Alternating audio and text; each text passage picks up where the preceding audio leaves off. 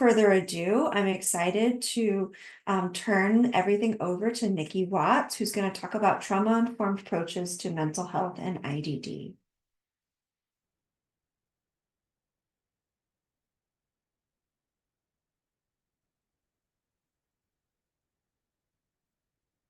Nikki, you're muted.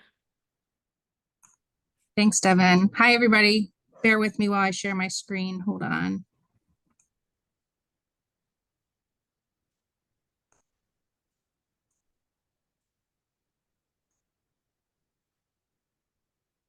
Okay, can everybody see that? Yep, looks great. Actually, we're seeing, yeah, I think we're seeing it.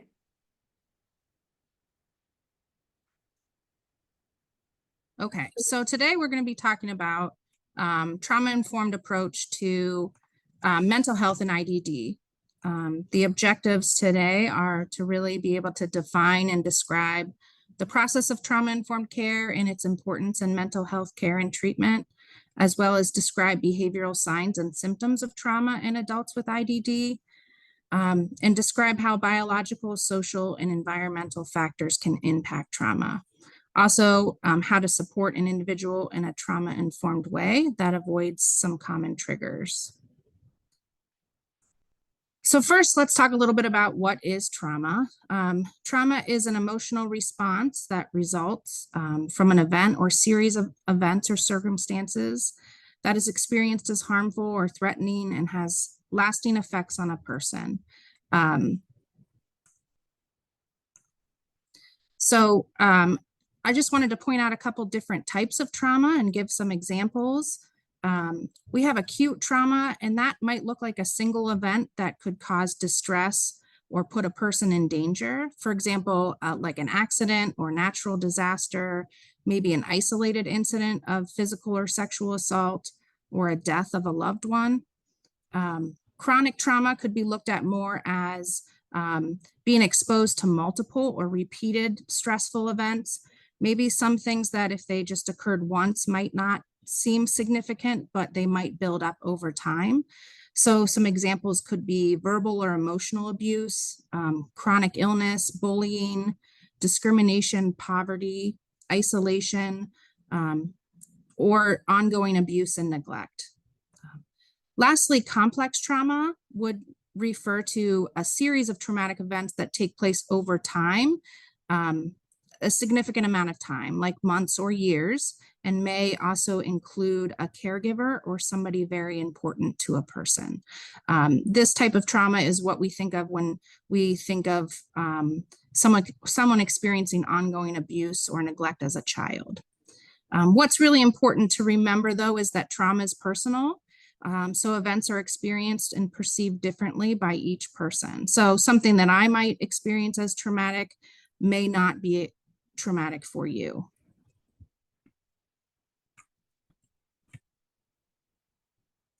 Okay. So we know that people with intellectual and developmental disabilities experience 2.5 to 10 times the abuse and neglect as non-disabled peers. Also, people with IDD have some more vulnerabilities to experiencing traumatic experiences. On this list include a difficulty predicting high-risk situations. So maybe, not knowing certain situations that they're getting themselves into that might be risky.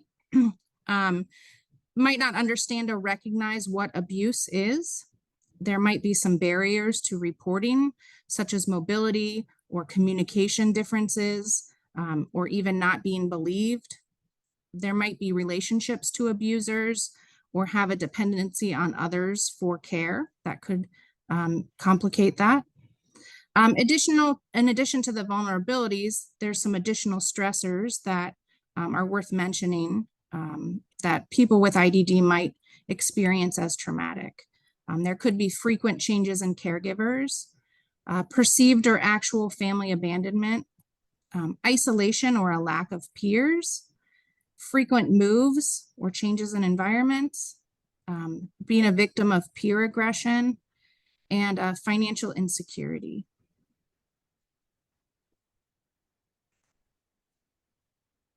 It's important to note that someone might have some of these signs and symptoms if they've experienced trauma. Sometimes we might see an increase in anxiety, changes in sleep patterns, and that could look like somebody's not sleeping at all or they're sleeping excessively. Feelings of sadness or hopelessness, increases in anger, irritability, or changes in somebody's mood. Confusion and difficulty staying on task or having an inability to focus, being easily startled, repetitive statements or self-soothing behaviors, an increased interest in sexuality or sex. It's important to note that someone might experience trauma though without displaying any of these signs or symptoms. And also many of these signs and symptoms can be indicative of other issues or concerns that should be assessed by the team. In this other column, I've written down some of the signs and symptoms that we might see in people that have experienced more complex trauma, maybe earlier in their lifetime. Some of those might be difficulty building attachments, chronic physical ailments or illnesses, displaying more risky behaviors, difficulty identifying or expressing and managing emotions, a lack of impulse control, and difficulty with problem solving.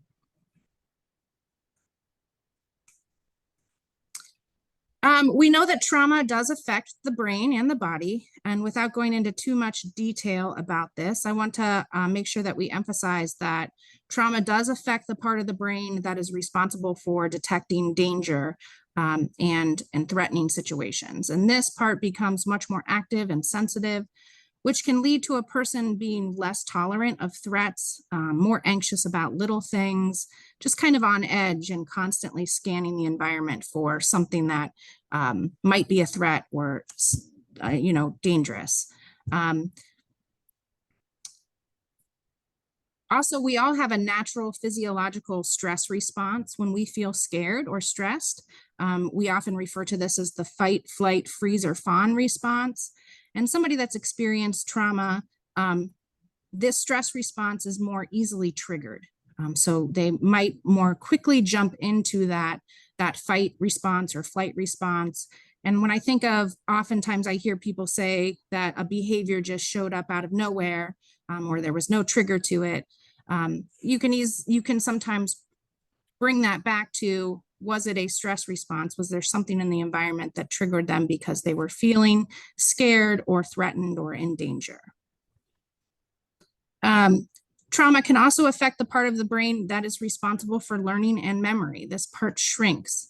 And I like to mention this because it can make people less effective at processing emotions, including having a difficult time distinguishing past from present. So oftentimes we hear people talk about things that have happened in the past as if they're very much still happening or something that is still giving them a very hard time. So it's important to realize that they might actually be having that challenging time distinguishing whether it's something that happened a long time ago or just a couple weeks ago. Trauma also can affect our part of the brain that's responsible for higher level thinking. This part becomes less active. So it's very difficult to think and speak clearly about things when you're you're stressed and scared and fearful. So it's important to realize if you're working with somebody that if they're, very upset or angry or stressed, that it's going to be a very difficult time talking to them rationally or getting them to follow prompts and directions. So we want to focus on bringing them back to that baseline or calm, and then having those conversations with them. When we experience trauma, there's a constant flood of stress hormones. And so that can lead to more physical problems such as sleep issues, high blood pressure, and other chronic illnesses. So we want to talk about trauma-informed care. And trauma-informed care is a set of principles that assumes that trauma is very widespread, and we should be using this approach with everybody that we work with. And we want to try to flip the script from what's wrong with you to what has happened to you. So we're really want to focus on acknowledging somebody's trauma and how we can use that to help work with them and support them in what they need. There are 5 main principles to trauma-informed care: support, collaboration, empowerment, voice and choice, safety, and trust and transparency. Just in the interest of time, I'm only going to focus on a few of these that I think are very important for individuals with IDD and that we support. The first is safety. And so with safety, it's important that the people that we work with feel safe, right? Not just are safe. And so we can't identify what felt safety is for a person. It's really their perception of how they feel in their body and their brains, and how we can help make them feel more safe. With physical safety, we think about the environment that we're in. And that could include, making sure that there are no peers in the environment that are causing physical harm, or that the environment itself has nothing in it that's causing physical harm. Is it set up in a way that helps lead to that felt safety, such as furniture, the way the house is laid out, medical equipment. We can also think of things like the way we have the house decorated. If you have somebody that's fearful of the restroom, for example, due to past trauma, are there things that can be put in place to make it a more pleasant environment? Can there be decorations or certain scents or things like that that can help make the environment feel safer? Other things about the physical space, consider lighting and decorations, consider sounds. If you're working in a person's home, do they like music? Do they not like music? Is the sound from the television causing them to be uneasy or feel unsafe? All of those things should be considered. With emotional safety, we really want to instill that feeling of being accepted and embraced for who they are and what they feel. And how can we create a sense of emotional safety? By really paying attention to nonverbal communication, be an active listener, be very mindful of your language and your facial expressions. Those sometimes speak more loudly than words. So stay calm and look at a person when they're talking to you.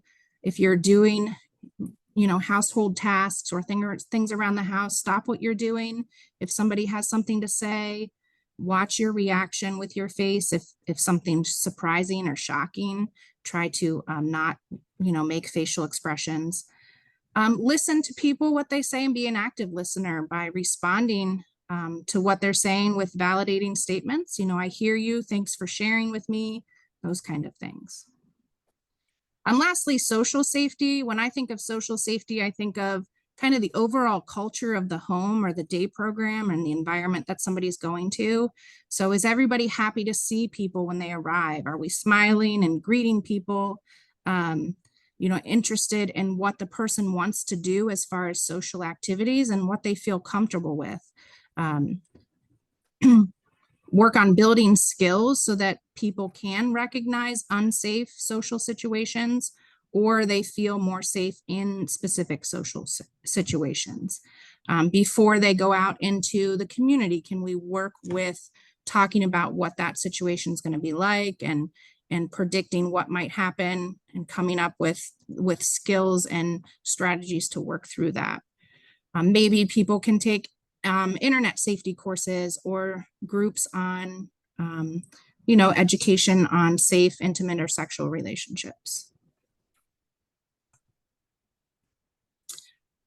Another principle of trauma-informed care is empowerment, voice, and choice. So we want to make sure that we're giving individuals that have experienced trauma a sense of empowerment and giving them a voice and providing them with choices.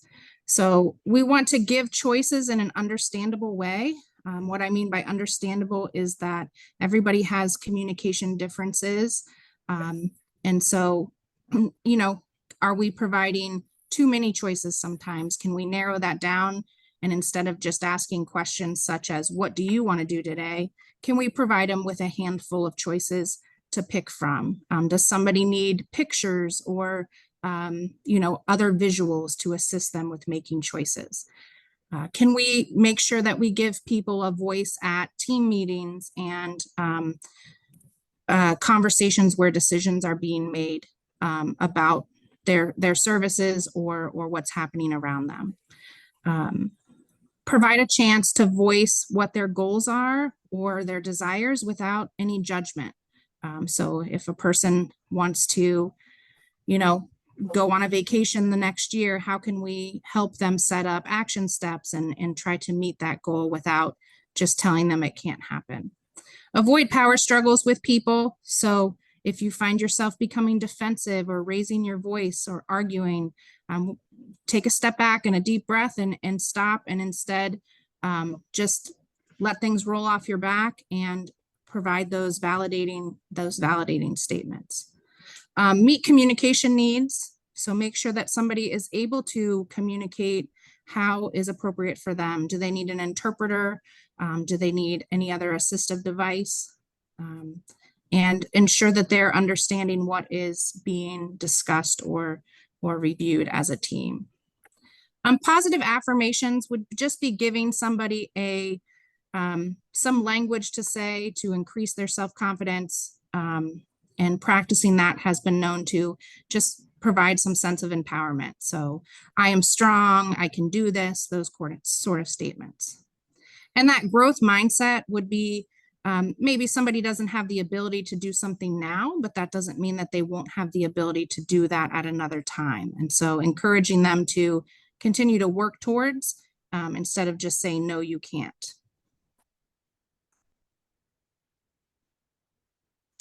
With trauma-informed care, we really want to build trust and work on connection. So relationships are one of the biggest pieces to trauma-informed care.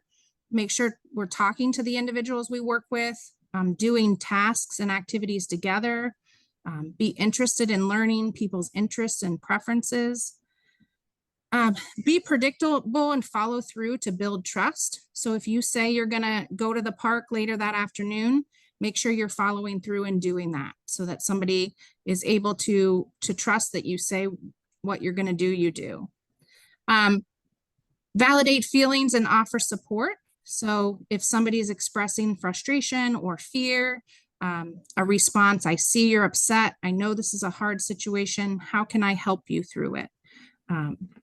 Work and model social skills to assist with building relationships.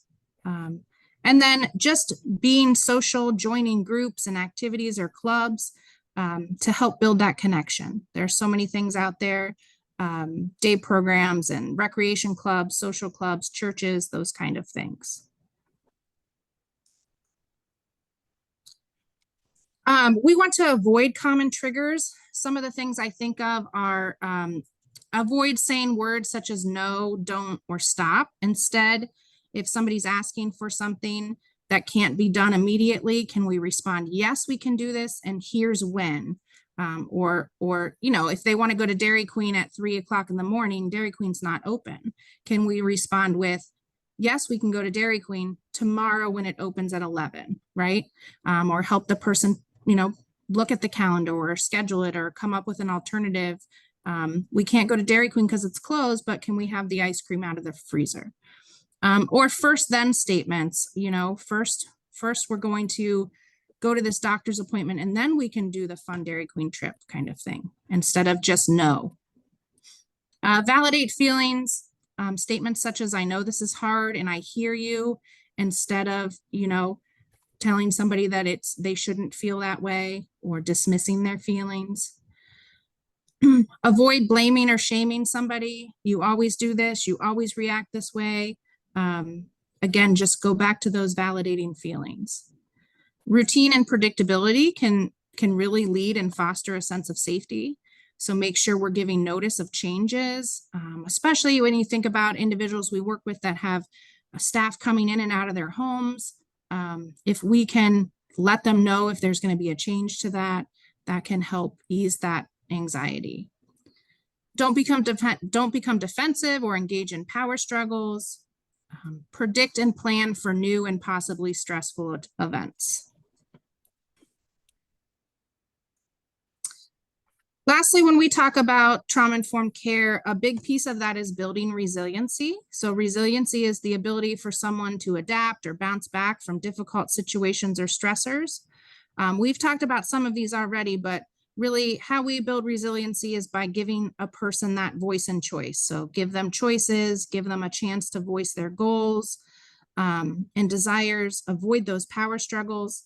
But we can also build resiliency through building self-esteem. So provide that descriptive praise, tell somebody exactly what they are doing well by pointing out very specific things, exploring their likes and dislikes. Some people haven't had a chance to really find out what it is they like and what they don't like, or haven't had the opportunity. Engaging in physical activity, exercise, walking, things like that. Also helping others, any volunteer activities or doing things to help other people really increases that self-esteem. Focus on wellness through nutrition and exercise, making sure somebody has good sleep habits in place, and communicating with their medical professionals if there's any disruptions to sleep, encouraging them to take their medications as prescribed and communicate with again, doctors if there's any issues there. Things like mindfulness and other stress reduction strategies can be effective. I always point out that there's wonderful apps out there that can be used. If people utilize a phone or a tablet, that can walk them through some mindfulness strategies. And connection and relationships. So again, building those relationships with other people by doing activities with people, working together with a group. That could be through sports or recreation or social groups, and validating feelings and offering support. And as direct care professionals, you probably are the most influential in most of these things when it comes to building resiliency. So your relationship with somebody is very important. And that is all I have. Let me stop sharing my screen. Great. Thank you so much, Nikki. I think it was fabulous to get that background and understanding what trauma and trauma responses can look like, but all of those just actionable steps that we can take with us, how to build relationships, building resiliency, choices, so many great tips. So thank you so much. We have a few minutes. Why don't we open it up if anyone has any questions for Nikki? This is Christine. Can you hear me? Yes. I have something to say that it's interesting of what she showed, but there's something that still gets in the way at times, and I don't know what you have in answers, Nikki, but let's say they want to go on vacation, okay? Going on that trip. But what if, for instance, the whole thing in the donut hole is, well, sorry, you don't have enough staffing hours. We have no way, because you're on a level 1 waiver. I'm just making this up, but it has been true, okay, from people. And it's like the other thing is having the financial planning for that sort of thing. If they had that kind of situation, what would you do in that kind of a case? I'm just curious. Yeah, that's a great point. I think those are all barriers that all of us have when we're trying to plan a vacation, right?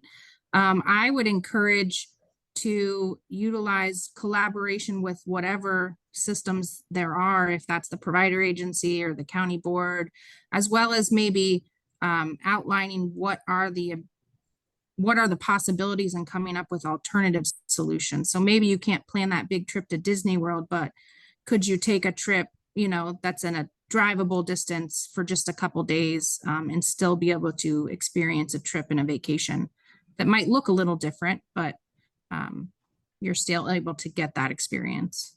Yeah, that's a great suggestion, but Nikki. again, their biggest thing is, well, sorry, you only get 2 hours a day of staffing, so you can't have any because you're independent, like you don't require eyes on assistance.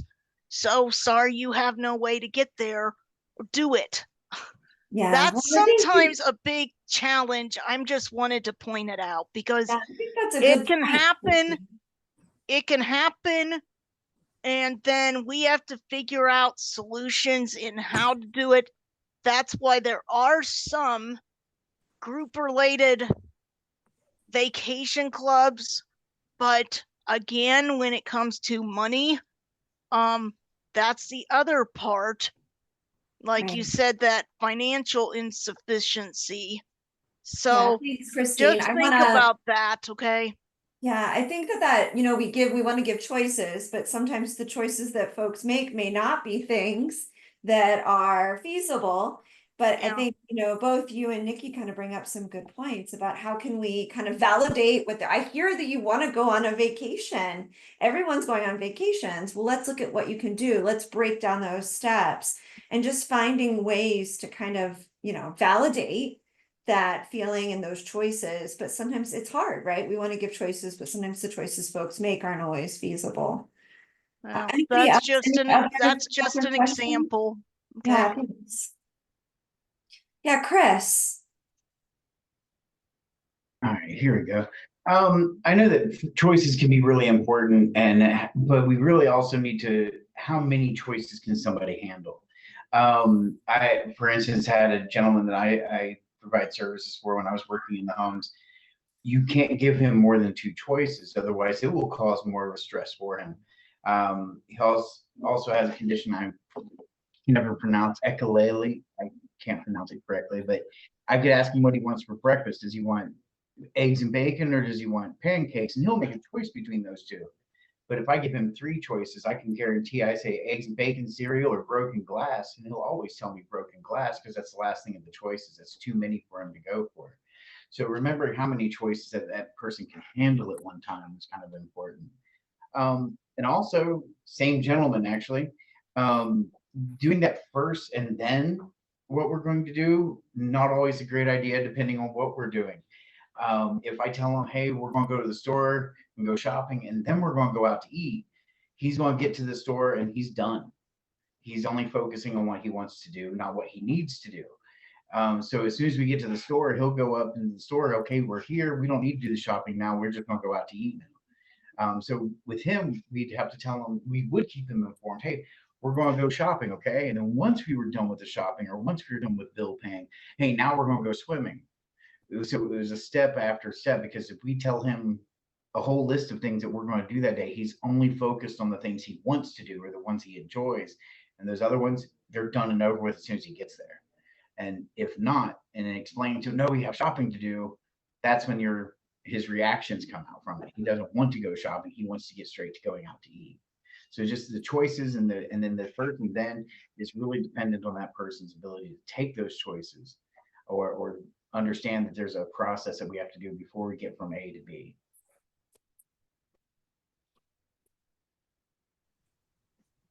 Yeah, I think that's a great example of being person-centered and really knowing how that specific person needs things adapted. So that's a great example.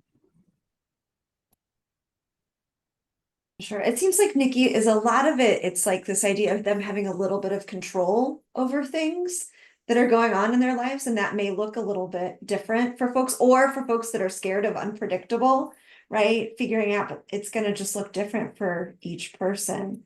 But some of that predictability and I'm guessing, Chris, you guys were consistent and he knew that something good was going to come after I did all of my work because you guys have been doing it that way. So by building that trust and consistency, you guys had kind of figured out how it worked for him. We tried to, but everyday real life doesn't always work that way. Sometimes we stay home and do dishes and laundry. There isn't something fun after that. I mean, that's real life. Yeah. And he had to understand that too. I mean, we don't always get to go to the park or go swimming or go out to eat every day. That's just realistic. So yeah, there are days, and he would be disappointed with, what are we doing today? Well, today we need to clean your room and do laundry, and we're not really doing much else than that. But that's just, that's life for us Right. too. That makes sense. I see some comments too here in the chat. Denise says, my client doesn't want anything on the walls, loves heavy blankets and family photos. So that's where that knowing that person-centered decoration, some folks with trauma, yeah, they don't like a lot of things on the wall. Other folks want those comforting things around them. Yep, most of us have to do constant transitions, one step at a time, staying positive. So yeah, just trying to kind of, there are going to be a lot of transitions in life, but how do we do that in a way where we're providing that positive reinforcement, like Nikki said, and all of those things. Dishes and laundry can wait. That's how I often feel, Denise. Every once in a while they need to get done, huh? Any other last comments or questions? If not, I'll turn it over to Jane, who's going to present our case for this week.